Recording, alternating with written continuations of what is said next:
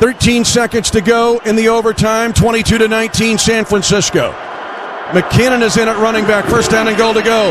Play action fake, right side throw, touchdown! Kansas City! McCole Hardman with the catch on the right side. A 3-yard touchdown pass in overtime. Kansas City wins the game, 25-22. Kansas City, you have yourselves a dynasty. For sure. What a game, huh? Wow. Great game. Great job there, Mitch, by the way. On playing the clip. Yeah, I did a good job playing the clip, didn't I? Yeah, that was awesome.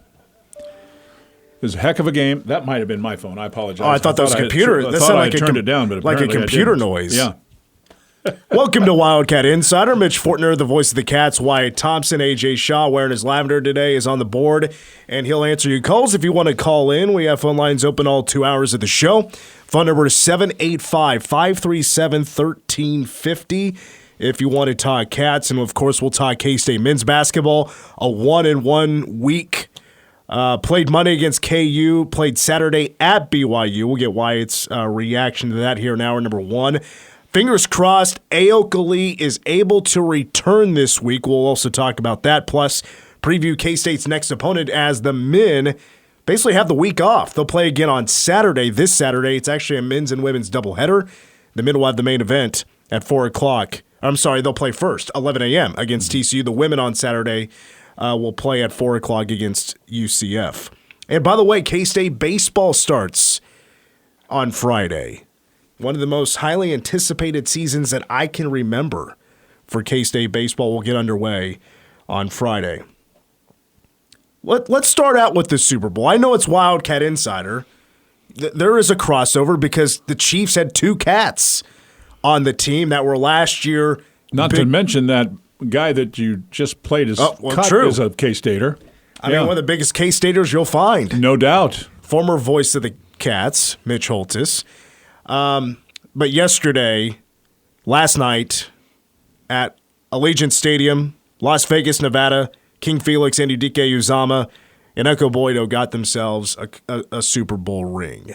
And I was telling you right before the show, just focusing on them and their journey to just get to this spot. Ekow didn't play last night, but he was undrafted. I mean, he barely makes it into a camp. And then he impresses enough. He makes it to the final cut, ends up on the practice squad. He gets to play in a couple of games, play some special teams. For Felix, first-round draft pick, I'll be quite honest with you. I know everybody wanted to make the argument that, well, listen, Charles Omenihu's now playing, so now Felix isn't going to get enough playing time. Well, before Charles Omenihu was playing, Felix was struggling a little bit. He struggled in training camp. It's been a rough rookie season for Felix. But all season long, he had also just had that one tackle for loss. It was a sack that he shared, and that was against the Jacksonville Jaguars. I loved that Felix got himself a solo tackle for loss in the biggest game of them all. Mm-hmm. I was so proud of him. It has to be an amazing journey for both of those guys when you think about the last year plus of being Big 12 champions, right? I mean, playing in the Sugar Bowl, K-State's first ever New Year's Six game. And then the next thing you know, and you chronicled it pretty well there with Ekow, I am amazed that, he got the opportunity to get into a couple of games, as you said, just based on, what had happened to him in the months leading up to that. I thought he would have a real chance to hook on somewhere, even if it was a practice squad, and was thrilled that happened for him. But Felix, and I think Felix went to camp not at 100%. I don't know how much that hurt him, but making that transition at his position, well, any position, but at that position, with that kind of competition on the team would be most difficult. And it's true. I mean, think about how good the Chiefs' corners are, where Ekow plays. He's got to be learning like crazy, in that first year. But here's the thing. You mentioned it. He gets a tackle in the game, and it's a tackle for loss. And Those two guys are going to wear a Big 12 championship ring and a Super Bowl ring not that far apart. That's impressive. Period. End of story. It's a year plus that they'll never, ever, ever, ever forget. Felix had a cool video that he put, I believe, is on Instagram, and he basically just filmed himself walking out of the tunnel for the first time onto the field at Allegiant Stadium, which he has been there before, but this is Super Bowl where he's going to play. Charles Omenihu is hurt, so he's out. So that means Felix is going to get a little bit more playing time and tackle for loss against Christian McCaffrey. But you could just tell, he took a second to take it all in. Walked out, even though it's an NFL stadium, but it's different because you have Super Bowl logos all over the place. There's going to be a ton of celebrities there. Millions upon millions of people are going to watch that game.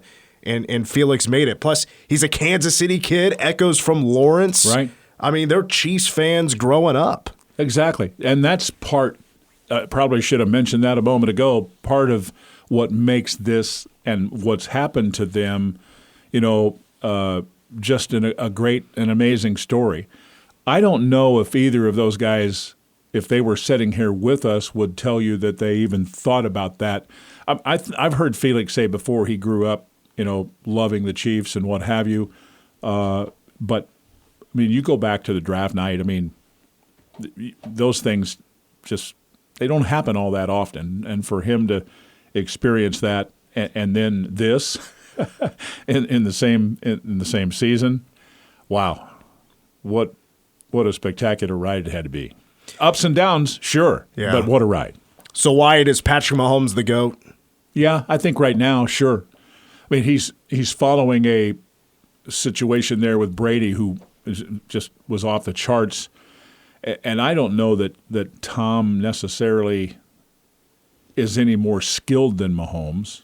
Would you think? I don't think so. No. I think I'm not an NFL talent evaluator, but I do think Mahomes just has that it factor, like all great ones do, and. We were talking off air there before the show started. For Kansas City to go through the ups, there are ups and downs in all seasons, but let's be honest, this one had some big bumps in it, and might have been Patrick's most frustrating year as a pro offensively.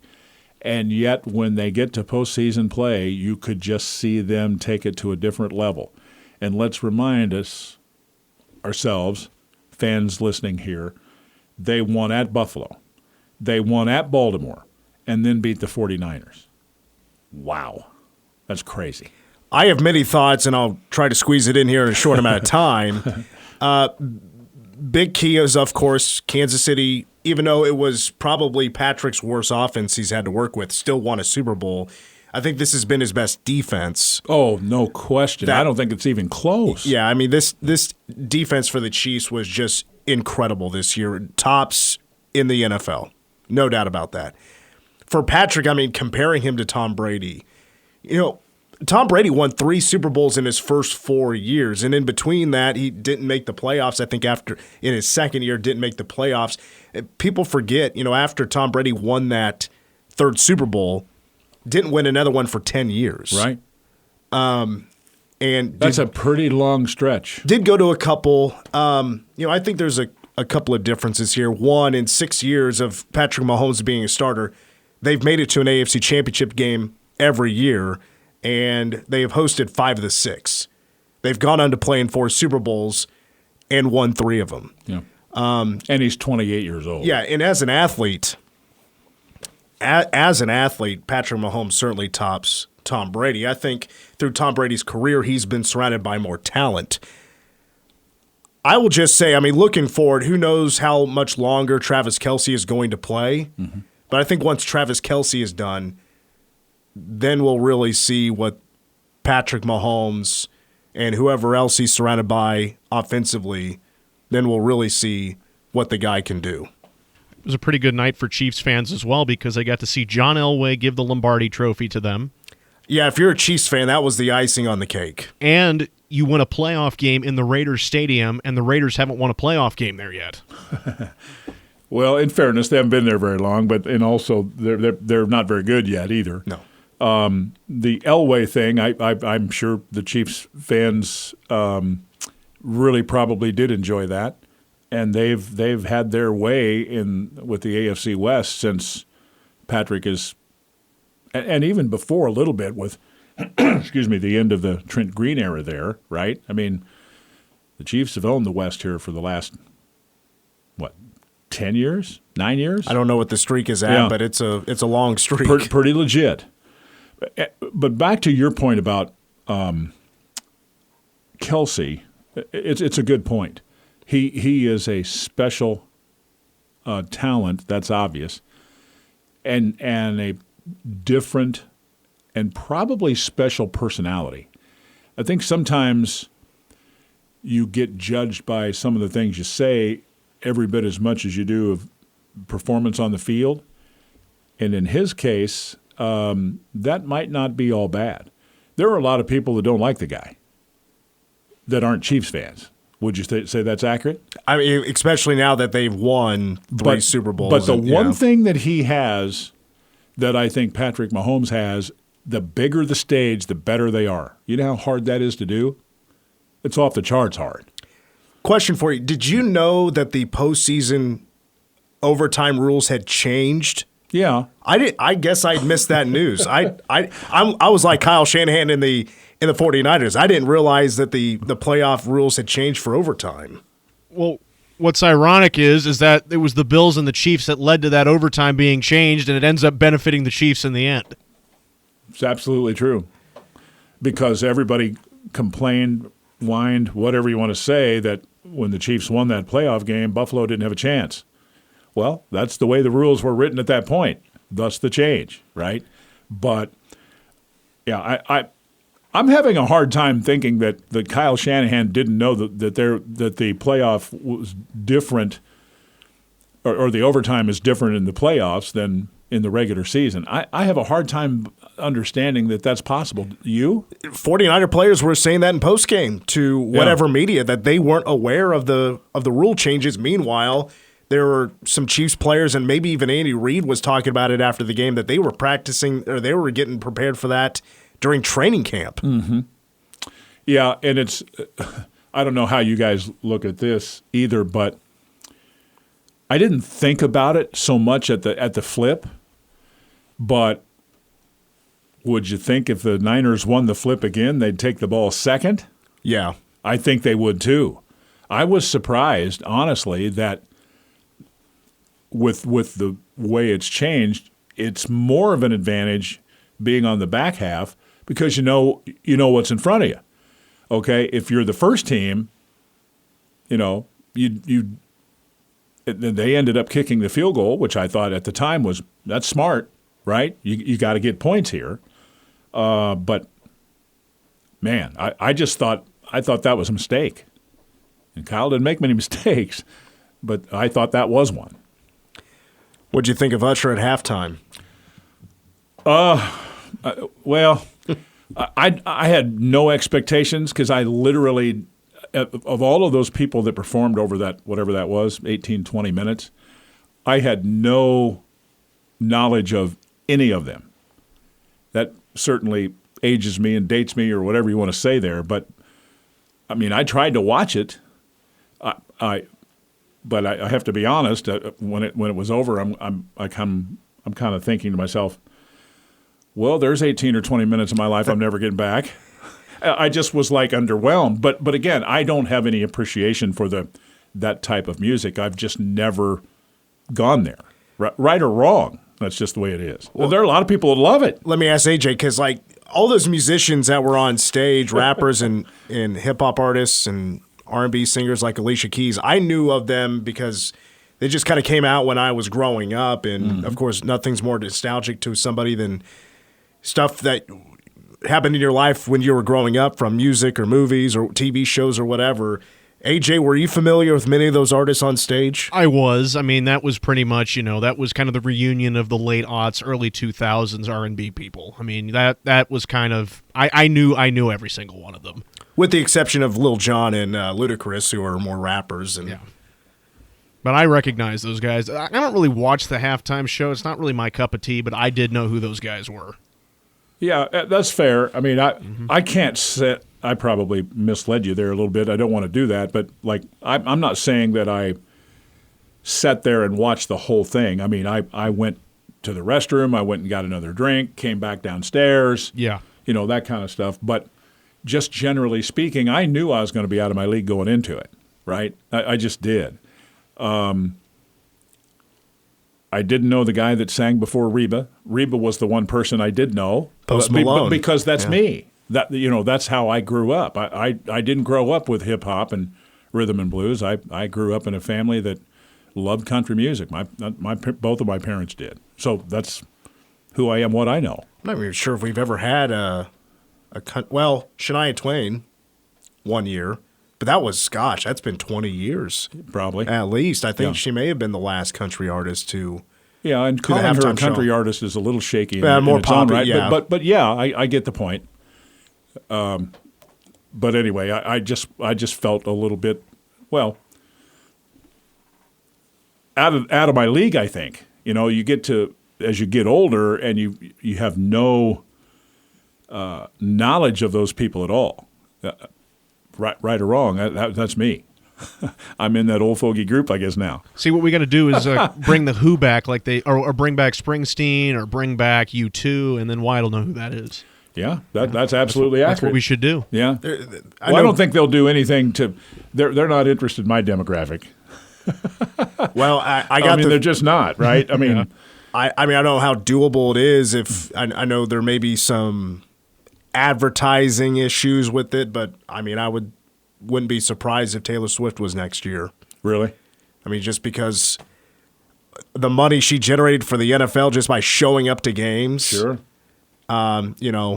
She's kind of the NFL's darling right now. Well, there isn't anybody bigger in music today, right? No. Regardless of genre, right? She is, yeah. I mean, she is, I'm just like, if social media and all this was around when the Beatles were a thing, the Beatles were already gigantic. They would be out of this world if all that was around back when they had Beatles Mania. I think Taylor Swift is an example of what that would be like if the Beatles had all that around. So has she done like similar things with 5 or 6 songs in the top 10 at one time like they did? Yeah. I mean, that's crazy. Yeah. I mean, that has only happened a few times in the history of the planet. That's impressive if she's done that. Respect is due. I don't know her music that well. I'm kind of like you. I'm out of my league when it comes to her music, but I think she's a fantastic person. I will say this, though. I will say this.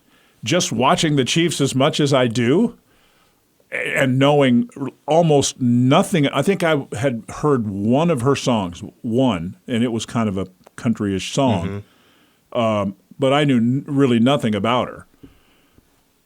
After this season, you kind of feel like you have an appreciation for her commitment to coming to, back Travis and watch him play.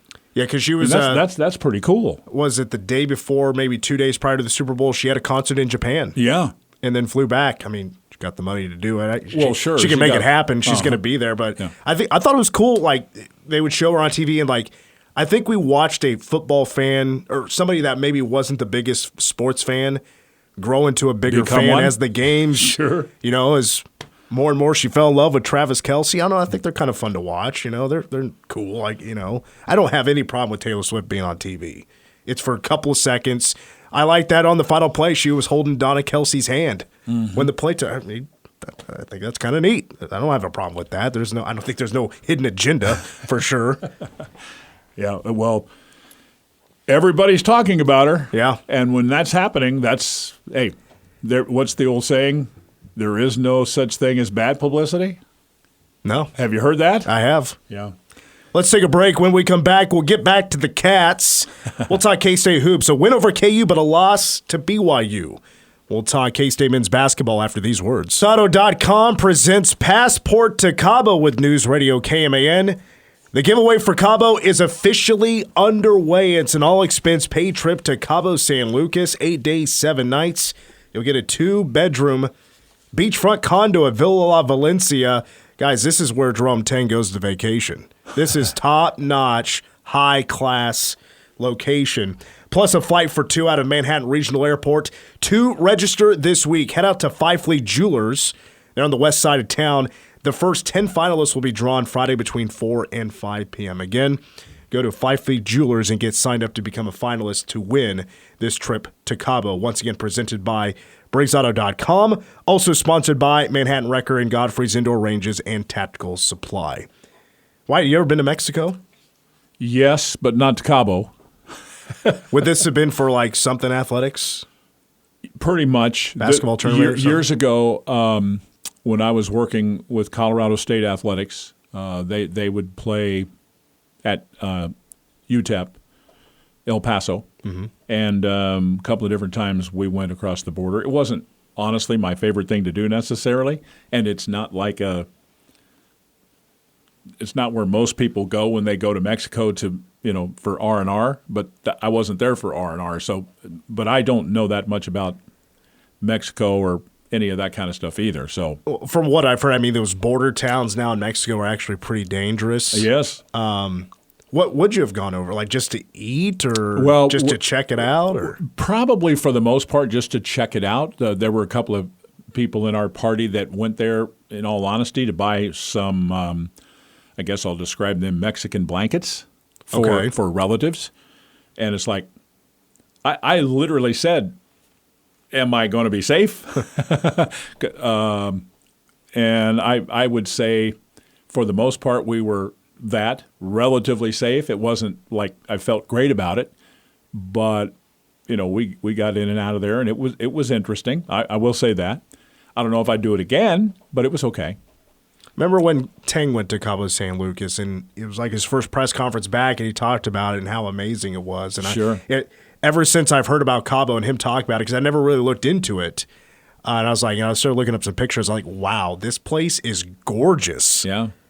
Like, wow. So it's definitely on my list. I'm going to be very jealous on whoever wins the Passport to Cabo, brought to you by BriggsAuto.com. That's a heck of a giveaway that you have a chance to win. No doubt. Speaking of a win, Wyatt, go back a week ago today. Kansas Jayhawks were in town. Cats beat them in overtime. Jerome Tang still undefeated in overtime. Final score 75-70. I mean, there's a lot of ways to look at this game. I mean, it's been a week ago, right? But I'll just get your thoughts on the Cats after being down, 11 points early in the second half. They battle back, and then it's just basically a back-and-forth contest. And Cats had a chance to win at the end of regulation. That didn't happen.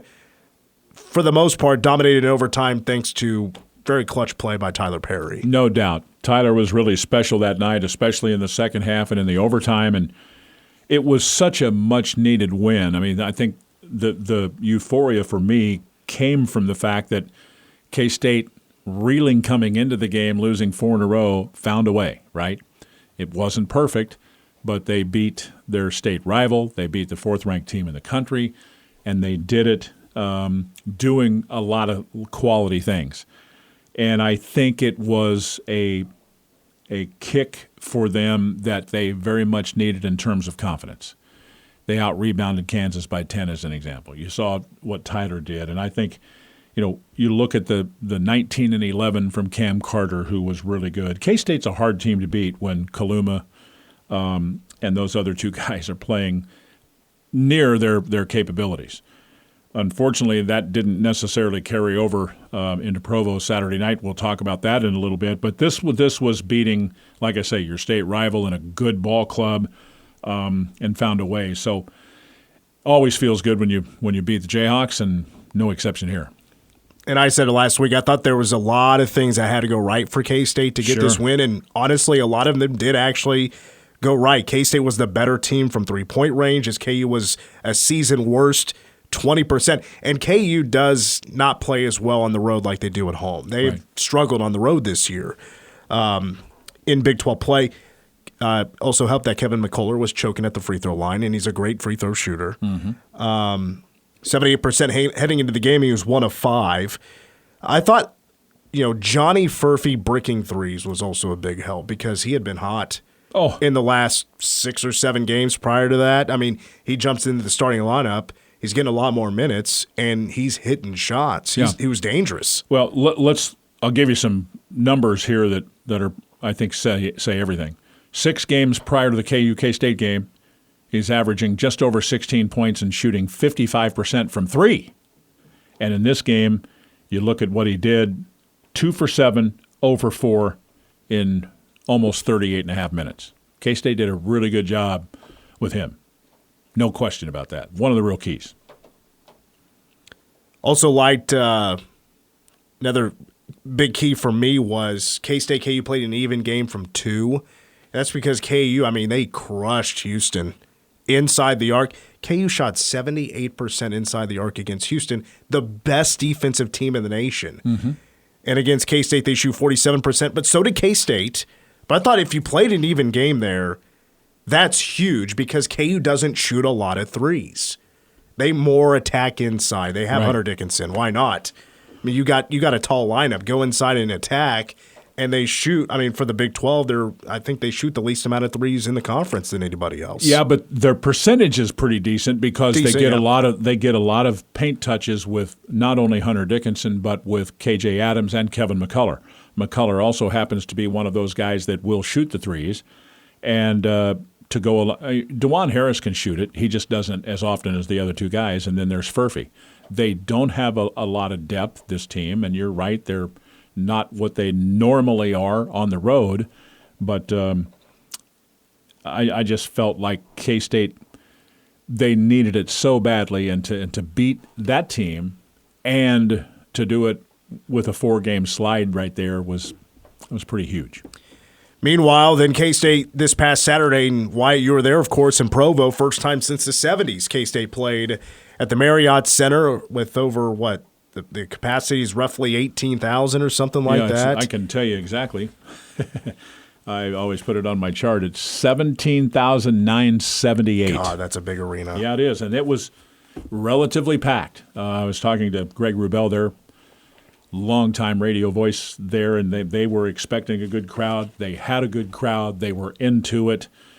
It's not Allen Fieldhouse necessarily, or maybe even Hilton in terms of just the high level of noise all the time, but they're good basketball fans there, and I knew that going in. I'd gone out there several times in my previous work in Colorado, and they're good basketball fans. And BYU is, I'm going to say, very, very underrated when it comes to just the tradition-rich history that they bring to the table. They've had a lot of good players over the years and a lot of good coaches, and it's a really, really good quality basketball environment.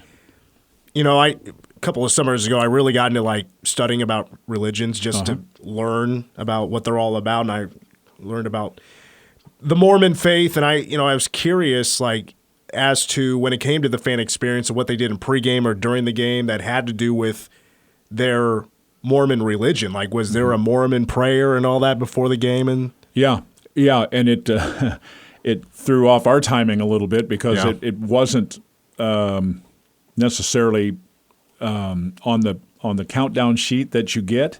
But they had a prayer, and then they had a little girl sing the anthem.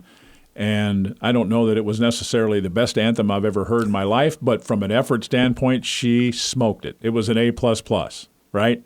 The people there, I wish you could have heard the ovation. It was something.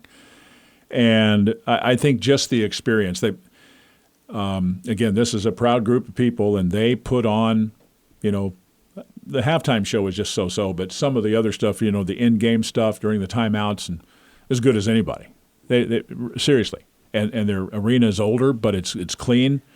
And Joni Smoller from our staff was telling me that she kind of went over through the concourse and some of the eatery places and concession stands, what have you. She was just trying to get a feel for what they do, from scanning people and how they park people to all of that. And she said it was, from that perspective, first rate, all the way through. I will say, for a religion, they're very disciplined people. Yeah, they very are. disciplined, and they take their work very seriously. But I was texting a buddy. I was like, I wonder what a heckle from a BYU student section is like. Hey, your mom could be a better cook, or Right. something. It's kind of G-rated in a way. Sure. It's because Obviously, they don't really cuss or anything like that, but I don't know. I did it get pretty loud in there, though? Sure. Because I know that Yeah. they had that one student section, and if you're shooting free throws in that direction, you're looking into a zoo, a distraction zoo, and there's a ton of stuff happening. Yeah, and we were told, I think this is accurate, that they have 6,000 seats in that arena that are for the student section. Wow. That's a lot. That's a huge student. Yeah, and as you say, many of them are on the ends, but that one end to my left, the south basket, that was a zoo. I mean, they were, it looked like Cameron Indoor. They were waving stuff and had photos of players, and I mean, they were into it. You could tell. And you know what? Here's the thing. Just getting into the basketball part of it, I think if you appreciate the game, okay, you would like watching them play at home because they have a lot of pieces. They play really smart basketball. They're efficient offensively and defensively. They don't turn it over. They shoot it pretty well, although they weren't great from three against K-State like they normally are, but they still made 8. They were 8 of 25. So their bigs can play. They can play different styles. Good club. Well, we'll take your next break. Coming up at 5:10, we'll lead off this second hour back with men's hoops and how much work they have to do because, of course, still the goal is to make the NCAA tournament, but still a lot of work needs to be done to be on the right side of the bubble, according to bracketology. But when we come back, we'll talk K-State women's basketball. There was a young lady at Saturday's game that absolutely stole the show. That's coming up next. This is Usher, right? Bruno Mars. Kind of got that. Feels like an Usher beat, kind of. I don't know. I'll give up on that. Welcome back to Wildcat Insider. Mitch Fortner, the voice of the Cats, Wyatt Thompson, and A.J. Shaw wearing his lavender polo today. He's also in control of the phones, 785-537-1350. Wyatt, on Saturday, the K-State women survived. That is the key word, survived against an Oklahoma State team at a record of 11-11 heading into that game. Cats win 69-68 as a comeback win after K-State trailed by 7 with 7 minutes to go in the fourth quarter. Serena Sundell and also Jalen Glenn hitting a clutch 3 were a big part of K-State's comeback. Before we really get into this game, I want to go to right before tip-off. This was the best part of the night, in my opinion. Saturday was National Girls and Women in Sports Day. Hopefully I didn't butcher that. Rob Velker is the public address announcer for K-State women's basketball. He used to do the play-by-play for volleyball here on K-Man. Also used to be the sports director here at K-Man, and now he's doing the PA for women's basketball, my old gig. But he did not do the starting lineup. A young lady named Maya, who is a grade school kid here in Manhattan. I'm not sure where she goes, but I heard her talk to Matt Walters on the broadcast. She said she's 9 years old.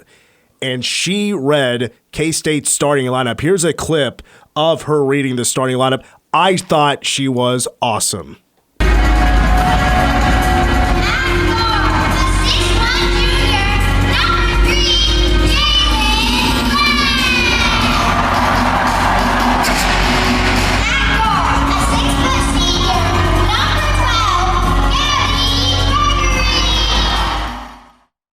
It's like she had done it before, done it many times. I mean, her cadence, she really picked it up when she needed to. She must listen to you or Rob. I don't know. She nailed it. Just right through position, height, class, and then Gabby, really picked it up when she needed to. And I was like, that was really good. Oh, yeah.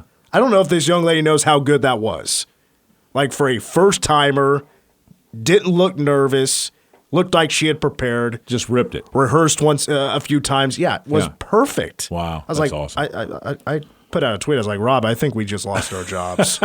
And you know what? I understand because she's good. Yeah. Get her out there. Let's do some 4-3s and let's really see her. Well, it's PA all announce. back to the men's game in Provo. I was mentioning that little girl that sang the anthem. Her effort was off the charts good. And you could tell. I mean, she was just a cute young lady, and you could tell she was having the time of her life. It sounds like this young lady was exactly the same. A little different role, but all good. Maya, if you're listening, I do the PA for the men's basketball team. If you want to do a starting lineup, you are more than welcome to. I think you would do a better job than I do. I always lose my voice during the men's lineup just because I'm trying to put a lot into it, and I Sure. lose my voice way too easily. So that saves some gas in my tank a little bit. If you wouldn't mind taking over those duties. Anyway, if she ever wants to come do it, now, I was going to yeah. say she may take you up on it if somebody's hearing this and tells her that. Yeah, we'll get her signed up. Give her a little bit of money. Yeah, There you go. So for the women, they really had to gut this one out. This was also the return of Emily Ebert, who played 4 years at K-State. She's from Frankfurt. Unfortunately, she gets hurt on their first possession after entering the game. She was not a starter. Oklahoma State already had some major issues with injuries. They've lost many players for the season. I think maybe a player or two had left the team. So, I mean, to give you an example of just how shorthanded they are, they played 7 people. Emily was one of them. She played just 29 seconds because of what appeared to be a season-ending knee injury. 4 of their 5 starters for the Cowgirls had to play 40 minutes.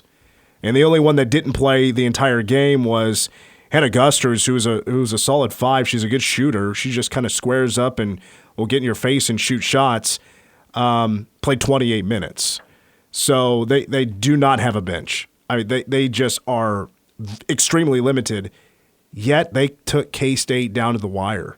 Oklahoma State could have won the game on the final shot, but they just never got really a good look off. And for JCO, I did not agree with, 26 seconds left, you're down a point. I don't agree in those situations. Just run the clock down and get a shot off and see if you get it.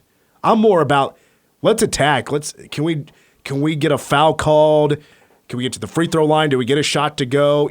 Because if you don't, that leaves some time and you can foul, and at the most it's a 3-point game. You get another try to at least tie it, Mm-hmm. But she decided to run it down, and they never really got a good look off, and K-State played phenomenal defense there down the stretch. Unfortunately for Emily, though, and J.C. Hoyt was very emotional after the game. She's the head coach and used to be an assistant for Jeff Mitty back in the day before she left for UMKC. And here was J.C. Hoyt on Emily's injury after the game. I don't really know for sure, but I know it's not good. It's not good at all. So I hope I'm wrong. She wanted to play so bad today, and I'm hurting because we lost. But I think I'm hurting worse because I know how much that meant to her, and she joined our team because we've been having these issues and losing players to injuries, and she didn't have to come back and play for us, and she did, and she's just been so great. And I know our team wanted this really bad for her today, and it's just so unfortunate. I don't even have words for it, but I don't think the injury is good. And despite the injury, despite their lack of any depth, they're pretty much just playing 5 starters. They took K-State down to the wire. They shot 52% from 3, 11 of 21. It's kind of worst case scenario because you have Gusters who's so big and can take anybody one-on-one without Ayoka Lee, and then they're shooting lights out from outside, which that was pretty scary there for a while. Really feel for Coach there. You can hear the emotion. And I was telling you off air that when we were in Stillwater with the men, the women played after us, and Emily was out early getting up some shots, and I waved and hollered at her, and she was busy. So but after she got done, she came over and spoke and asked her how she was doing and all of that. And just a week later, this happens. I feel so sorry for her because, again, you hear the emotion there. She's a good young lady and wanted to be on the floor here so badly, where she once played. And I guess we'll just say tough things happen sometimes, and hopefully she'll get through the surgery okay and be all right again. So this is now 6 games without Ayoka Lee, and K-State, they've gone 4-2. Yeah. The 2 losses were on the road against Oklahoma, who's the hottest team maybe in the country just about, and Texas, who's just a really tough athletic team. That was just a rough matchup without Ayoka Lee. Bradley Gunn finishes with 23 points, 16 from Serena Sundell. Serena is playing at an elite level right now. Here's what she has done without Ayoka Lee in the lineup. Past 6 games for Serena, she's averaging 15 points, shooting 52.5%, 5.5 rebounds, 7 assists, 2.5 steals per game. Well, and every time I look at a box score, not most times, every time, she's going to have 7, 8, 9 assists or more, and maybe 1 or 2 turnovers. I don't know what her season assist to turnover ratio is, but it's got to be really, really good. I mean, really good. She is playing terrific basketball. Well, now we've reached the roughly 4 weeks mark. Yeah. Where Ayoka Lee had the ankle injury, had to have surgery. She played 2 games on a bad ankle and was named the National Player of the Week. Now is hopefully, fingers crossed, she is ready to return. I had pinpointed and I had circled the Iowa State game, which is in Ames this Wednesday for a 6:30 tip-off, as the hopeful date that she would return. If not, good chance it's against UCF on Saturday. So Mitty said it last week. It's sooner rather than later. Hopefully this is the day, Wednesday. It is the sooner part of that statement that Ayoka Lee will be back. Well, it'll be exciting to get her back, whether it's Wednesday night in Ames, Saturday afternoon at 4 o'clock at home against UCF. I think K-State's done just fine without her. And you mentioned the 2 teams that they lost to on the road, hard games. But to be 4-2 without that type of impactful player and talent and personality and all of that is pretty darn good. I hope she can go Wednesday. I'm just glad, though, at some point here very, very soon she'll be back. With the exception of Oklahoma State shooting so well from 3, I mean, looking at the defensive numbers of what K-State's still giving up, it is above average, but it's still not that bad. You're talking they're giving up an average of 64 points a game or something like that. Yeah, that's this day and age, that's pretty good. That's still not too bad at all. K-State still statistically is one of the best defenses in the country, even without Ayoka Lee. That's going to do it for Hour 1 of Wildcat Insider. Hour number 2 going to feature a preview of TCU, who the K-State men will host on Saturday morning. They do not have a midweek game this week. Plus, Tainting Company, what they got to do to get back on track and get work done to get to the NCAA tournament. Hour 2 of Wildcat Insider next.